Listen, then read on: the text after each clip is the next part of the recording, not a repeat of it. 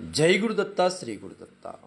వేదాంత ప్రవచనంలో ప్రపంచ ప్రసిద్ధి చెందిన వక్తలుగా 108 గీతాయజ్ఞాలను నిర్వహించి రికార్డు నెలకొల్పిన వారిగా నభూతో నభవిష్యతి అన్నట్లు భగవద్గీతకు గీతామకరందం అనే పేరుతో అత్యద్భుత వ్యాఖ్యానాన్ని రాసి సామాన్యులను మాన్యులుగా చేసిన వారిగా యోగ వాసిష్ఠ బృహద్గ్రంథానికి అతి సరళ సంక్షిప్త తెలుగు తాత్పర్యాన్ని వ్రాసి అరచేతిలో వెన్నముద్దలా అందించిన మహానుభావులు శ్రీ శ్రీ శ్రీ విద్యాప్రకాశానందగిరి స్వాములు వారు.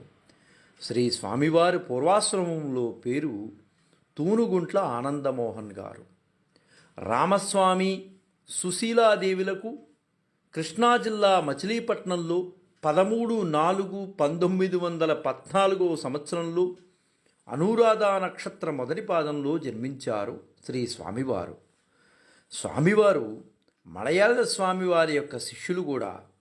విద్యాస్వామివారి వాగ్ధాటి అమోఘం. దేశమంతా సంచారం చేసి ఆధ్యాత్మిక విషయాలపైన, యోగ వాసిష్ఠ వివరణపైన, భగవద్గీత ఉపన్యాసాలతో ప్రజలను ఉత్తేజితపరిచిన సార్థక జీవులు. గీతకు వీరిలాగా ప్రచారం నిర్వహించిన వారు లేరు అని అనిపించుకున్నారు. వారి ప్రసంగాల్లో చిన్న కథలు ప్రవాహంలాగా దొల్లిపోతూ ఉండేవి. వీటిని హాస్య వ్యంగ్యాలతో మేళవించి విషయ జ్ఞానాన్ని తేలిగ్గా కలిగించి వీరి నేర్పు అద్వితీయం. మానవ జీవిత దృక్పథం అందులో ప్రతిబింబించేది. నిసర్గ రమణీయంగా సరళ బోధకంగా ఉండి ఆస్తికుల మనసులో భావం స్థిరంగా నిలిచిపోయేది. సామాన్యుణ్ణి మాన్యునిగా చేసే గొప్ప ప్రక్రియ శ్రీ స్వామివారి దగ్గరే ఉన్నది. తండ్రి గారు కుటుంబాన్ని తెనాలి చేర్చారు. అక్కడ ఆయన పేరు ప్రఖ్యాతులు ఉన్నటువంటి ఒక లాయరు. విపరీతంగా సంపాదన వచ్చి పడేది. అయినా వారికి ధనం మీద వ్యామోహం తగ్గిపోయింది. సంపాదించిన స్థిర చర ఆస్తులను త్యజించి ఒక పూరిపాక వేసుకుని అందులో కుటుంబంతో గడిపారు. ఆధ్యాత్మిక సాధనలో జీవితం గడిపారు. ధ్యాన తప యోగ భజన పారాయణ అర్చనలతో వేదాంత చర్చా గోష్ఠులతో రోజంతా గడిపేవారు. కుటుంబమంతా ఈ వాతావరణంలోనే గడిపింది. బాల ఆనందమోహన్ గారు కూడా వీరితో బాటే అదే వాతావరణంలో పెరిగి చిన్నప్పటి నుంచి ఉత్తమ సంస్కారాలు అలవర్చుకున్నారు. ఆనాడే బాలమోహన్ గారు బాలమేధావి. ఆట పాట క్రీడలు, పరుగు పందాలు, లాంగ్ జంపు, ఈత, నడక ఒకటేమిటి అన్నిటా ప్రథమ శ్రేణి. ఆధ్యాత్మిక విద్య ఎట్లాగూ ముందే అలవడింది కదా. భర్తృహరి సుభాషితాలని కంటూ పాఠం.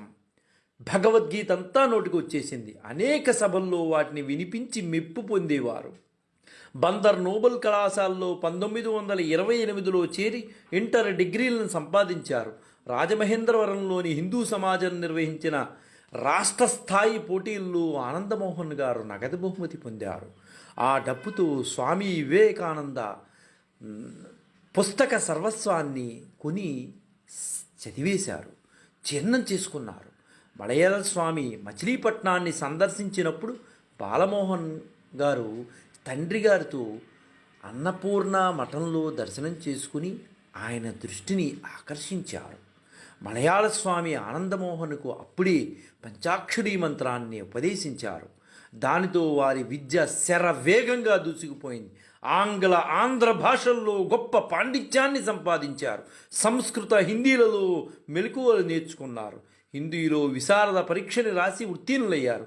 అప్పుడే జాతీయోద్యమంలో ఊపందుకున్నటువంటి రోజులు. ఆనందమోహన్ గారు కాశీ వెళ్ళి కాశీ విద్యాపీఠంలో చేరారు. అక్కడే ఈత, వాలీబాల్, ఫుట్బాల్లో ప్రావీణ్యం సంపాదించారు. నిత్య యోగా సాధనలో ప్రాణాయామంతో ఖాళీ సమయాన్ని సార్థకం చేసుకునేవారు. విద్యాలయంలోని ఆంగ్లపత్రిక సహాయ సంపాదకుడిగా, తపోభూమి పత్రికకి సంపాదకునిగా తన సమర్థతను నిరూపించుకున్నారు శ్రీ స్వామివారు.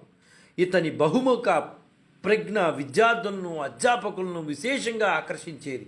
ఒక్క ఏడాది కాశీలో ఉండి హిందీ డిగ్రీ పరీక్ష పాస్ అయ్యి ఆ డిగ్రీని పొందారు. కాశీలో ఉండగానే మహాత్మా గాంధీ, పటేల్, రాజేంద్ర ప్రసాద్ లాంటి ఉద్దండ దేశభక్త రాజకీయ నాయకులను చూసే అదృష్టం శ్రీ స్వామివారికి కలిగింది. గాంధీ బస చేసిన చోట స్వామివారికి వాలంటీర్గా పనిచేసే అవకాశం కూడా కలిగింది. తర్వాత విజయవాడ చేరారు. ఇక్కడ జీవితం గొప్ప మలుపు తిరిగింది శ్రీ స్వామివారిది. ఒకసారి మలయాళ స్వామివారు విజయవాడ వచ్చి మోహన్ గారి తండ్రి రామస్వామి గారి ఇంటికి భిక్షకు వచ్చారు. అప్పుడు ఆనంద్ మోహన్ గారు ఇంట్లో లేరు.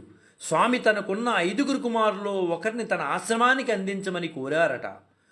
ఏమీ ఆలోచించకుండా ఆనందనిస్తానని చెప్పారు వారి తండ్రి గారు. అతని సమర్థుడు, ఆధ్యాత్మిక ఉన్నతి ఉన్నవాడు.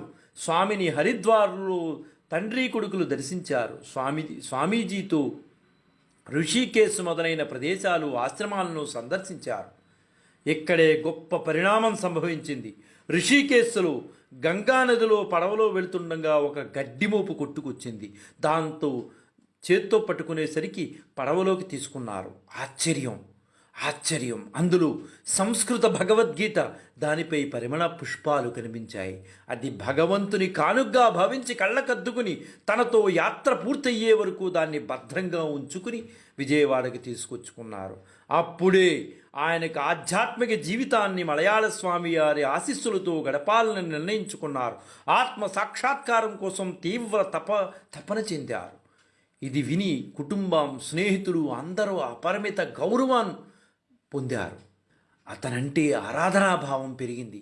వేదాంతం అంతు చూడాలని నిశ్చయించుకున్నారు కాబోలు స్వామివారు. 1936 మే 17 ఏకాదశి నాడు కొండ దిగువన ఉన్న వ్యాసాశ్రమం చేరి మలయాళ స్వామివారిని సందర్శించారు. దీనికి దగ్గరలోనే ఉన్న శిష్టాశ్రమం దగ్గరలోనే గుహాశ్రమం కేటాయించారు. అక్కడే ఒంటరిగా ఉండి సాధన చేయమని గురువుగారి ఆదేశం. అక్కడ అన్ని పచ్చికూరలు, మితాహారం, జపం, తపం, ధ్యానాలతో ఆత్మ ఉద్దీపన కోసం తీవ్రంగా కృషి చేశారు. అప్పుడే వాల్మీకి రాసిన రామాయణాన్ని తీవ్రంగా కృషి చేశారు. సరళ, సుందర, సంక్షిప్త ఆంధ్రానువాదం చేశారు. ఇది ఒక బృహత్తర గ్రంథం. యోగ వాసిష్టం ఒక బృహత్తర గ్రంథం. ఎందరినో ఆకర్షించింది.